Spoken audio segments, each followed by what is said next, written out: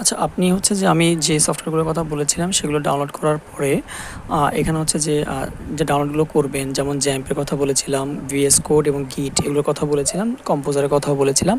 তো এগুলো আসলে ডাউনলোড করার পরে আপনি জ্যাম্পটাকে ইনস্টল করবেন। ইনস্টলেশন একদম সহজ। জ্যাম্প, তারপর হচ্ছে ভিএস কোড এবং গিট, এই তিনটাই ইনস্টলেশন একদম সহজ। আপনি এগুলা নর্মালি যেভাবে একটা সফটওয়্যার ইনস্টল করে সেভাবেই ইনস্টল করে নেবেন। তো এই আপনি যেহেতু ইনস্টল করবেন, এই সবগুলো আপনার কিন্তু সি ড্রাইভে চলে যাবে। সি ড্রাইভে হচ্ছে যে আপনার কম্পিউটারের সি ড্রাইভে সেগুলো ইনস্টল হবে।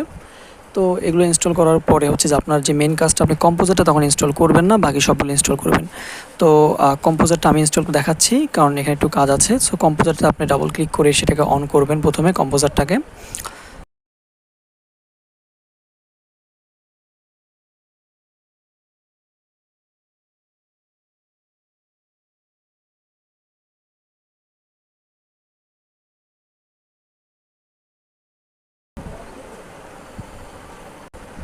সো কম্পোজারটা অন করার পরে এখানে আসলে ইনস্টল ফর অল ইউজার আপনি আসেন, আপনি ইনস্টল ফর অল ইউজার সেটাকে ক্লিক করুন। সো ক্লিক করলে আসলে এরকম একটা ইন্টারফেস আপনার সামনে চলে আসবে, এরকম একটা। সো আপনি এখানে ডেভেলপার মোড এটাতে ক্লিক করার কোনো প্রয়োজন নেই, আপনি নেক্সটে ক্লিক করবেন। তারপর হচ্ছে যে আপনার সবচেয়ে ইম্পর্টেন্ট হচ্ছে যে এইখানে আপনার ব্রাউজ করবেন। ব্রাউজ করে হচ্ছে যে আপনি যে আপনার যে জ্যাম্প যেখানে ইনস্টল করেছিলেন, আপনি জ্যাম্প সাধারণত ইনস্টল, যেহেতু আপনি অন্য কোথাও যদি ইনস্টল করে না থাকেন, আপনি এটা বাই ডিফল্ট আপনার সি ড্রাইভে ইনস্টল করা আছে। তো সি ড্রাইভে যাওয়ার পরে একটু নিচের দিকে আসলে আপনি এখানে জ্যাম্পের কথাটা পাবেন। সো যদি এভাবে না পাওয়া যায় তো আপনি আবার সি ড্রাইভে আসেন। সি ড্রাইভে আসার পরে আসলে এই নিচের দিকে দেখুন জ্যাম্প পাবেন। তো জ্যাম্পে ক্লিক করবেন। জ্যাম্পে ক্লিক করার পরে একটু নিচের দিকে আসবে। নিচের দিকে আসলে আপনি এখানে পিএইচপি কথাটা পাবেন, এই যে পিএইচপি ফোল্ডারটা। সো এই পিএইচপি ফোল্ডারে ক্লিক করবেন, তারপরে একবারে শেষে চলে আসবেন, তারপর হচ্ছে এই যে পিএইচপি যে অ্যাপ্লিকেশনটা এটাকে ক্লিক করে ওপেন করে দেবেন। অর্থাৎ আপনি এই ফাইলটাকে হচ্ছে আপনি পাথটাকে দেখিয়ে দিলেন। তারপর হচ্ছে আপনি এই যে অ্যাড দিস পাথ এটাতে আপনি ক্লিক করবেন। ক্লিক করে সে আপনি নেক্সট দিবেন। সো নেক্সট দেওয়ার পরে সেটা আপনার এটা কনফিগার হয়ে গেছে আপনার কম্পোজারের সাথে। তো তারপর হচ্ছে আপনি নেক্সট দিবেন। নেক্সট দিয়ে আপনি ইনস্টলে ক্লিক করবেন। ইনস্টলে ক্লিক করার পরেও আসলে আপনি ফিনিশ একটা আসবে, সেই ফিনিশে ক্লিক করবেন। এভাবে আসলে আপনি কম্পোজারটার সাথে আপনার পিএইচপি আপনি পাথটাকে অ্যাড করে দিলেন। বাস, কাজ শেষ। এরপরে হচ্ছে যে আপনার কাজ হচ্ছে যে আমি কেটে দিচ্ছি যেহেতু আমার আগে থেকে ইনস্টল করা আছে। তো তারপর হচ্ছে যে আপনার সেকেন্ড কাজ, সেটা হচ্ছে আপনার প্রজেক্ট ক্রিয়েট করা। সো নতুন একটা প্রজেক্ট ক্রিয়েট করার জন্য, লারাভেলে নতুন একটা প্রজেক্ট ক্রিয়েট করার জন্য আপনি আপনার যে কোনো একটা ফোল্ডার ক্রিয়েট করে নেবেন। যেখানে আপনি আপনার প্রজেক্টকে রাখতে যাচ্ছেন সেখানে আপনি নতুন একটা ফোল্ডার ক্রিয়েট করে নেবেন।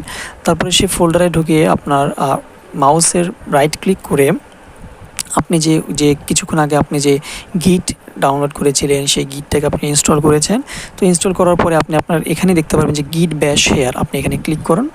এখানে ক্লিক করার পরে হচ্ছে যে আপনার একটা ইন্টারফেস এরকম আসবে। সো এই ইন্টারফেসটা আসার পরে আপনি এখানে আপনাকে আপনার নতুন একটা প্রজেক্ট ক্রিয়েট করতে হবে।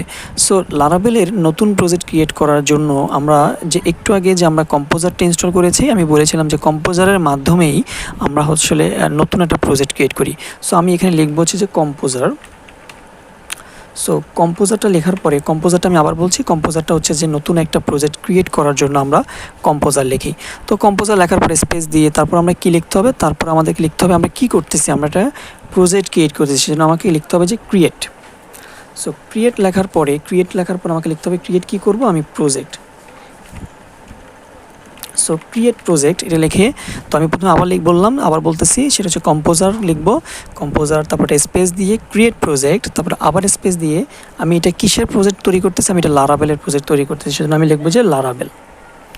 সো এখানে লারাভেল দিব, তারপরে আবার একটা স্ল্যাশ দিব, স্ল্যাশ দিয়ে আবার লারাভেল লিখবো। লারাভেল লেখার পরে এবার আমি আরেকবার স্পেস দিব।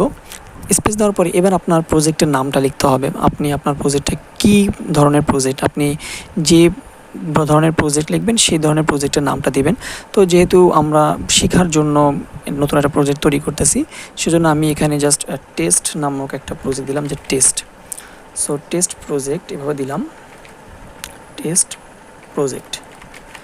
সো তারপরে আমি আবার একটু কমান্ডটা দেখাই দিচ্ছি। এটা হচ্ছে যে আপনার নতুন একটা প্রজেক্ট ক্রিয়েট করার কমান্ড।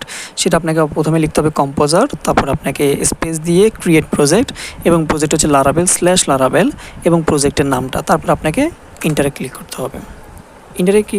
ইন্টার দেওয়ার পরে হিট করার পরে হচ্ছে দেখেন আপনার কিন্তু এখানে ওই যে আমাদের ফোল্ডারেও কিন্তু একটা টেস্ট প্রজেক্ট নামক একটা ফোল্ডার ক্রিয়েট করা হয়ে গেছে, এবং আমাদের Laravel ডাউনলোড হচ্ছে এবং ইনস্টল হচ্ছে।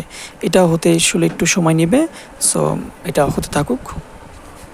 সো তাও আমাদের একটা প্রজেক্টটা ক্রিয়েট করা হয়ে গেছে, একটু সময় বেশি নিয়েছিল। এটা আসলে নির্ভর করে আপনার সিপিইউর উপরে। তো যখন প্রজেক্টটা ক্রিয়েট করা হয়ে যাবে সাকসেসফুলি, তখন এভাবে একটা ইন্টারফেস চলে আসবে আপনার সামনে। তো আপনি এখন হচ্ছে যে এই জিনিসটা আমরা আমাদের ভিএস কোডে, মানে যখন আমাদের যদি ফোল্ডারে যাই, আমরা যে ফোল্ডারটা দেখেন এই যে টেস্ট প্রজেক্ট নামক যে ফোল্ডারটা আমরা করেছিলাম, এই ফোল্ডারের ভিতরে গেলে দেখেন আমাদের কিন্তু সব ডিপেন্ডেন্সি, সব কিছু যে প্যাকেজ.json সব কিছু কিন্তু ইনস্টল হয়ে গেছে। তো আমাদের প্রজেক্টটা কিন্তু রেডি। আমরা এখন হচ্ছে যে এই প্রজেক্টটা আসলে আমরা আমাদের ভিএস কোডে ওপেন করব। তো সেজন্য হচ্ছে আমরা আমাদের ভিএস কোডে যাওয়ার জন্য আমরা আসলে কোড লিখেও যেতে পারি, অথবা ডিরেক্ট ভিএস কোডে আসলে আমরা ফোল্ডারটাকে টেনে আসলে ড্র্যাগ অ্যান্ড ড্রপ করে আসলে ওপেনও করতে পারি। তো আমি এভাবে দেখাচ্ছি, যেমন আমরা এখন আসলে নিউ ফোল্ডার 3-তে আছি।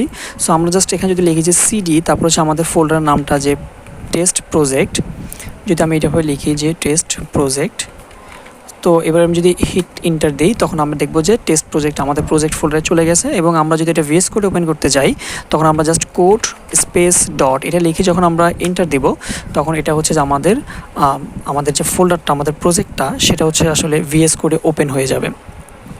সো ভিএস কোডে আসলে ওপেন হয়ে গেছে। সো আমাদের প্রজেক্টটা কিন্তু ভিএস কোডে ওপেন হয়ে গেছে। দেখুন প্রজেক্টের উপর নামও লেখা আছে টেস্ট প্রজেক্ট। সো এইগুলো হচ্ছে আমাদের সেই ফাইলগুলো। সো আমরা নেক্সট ভিডিওতে এই ফাইলগুলোকে এখান থেকে আমরা কিছু ফাইলকে ক্লিন করব, এবং আমরা এখান থেকে আসলে আমাদের প্রজেক্ট করা শুরু করব। সো দেখা হচ্ছে নেক্সট ভিডিওতে।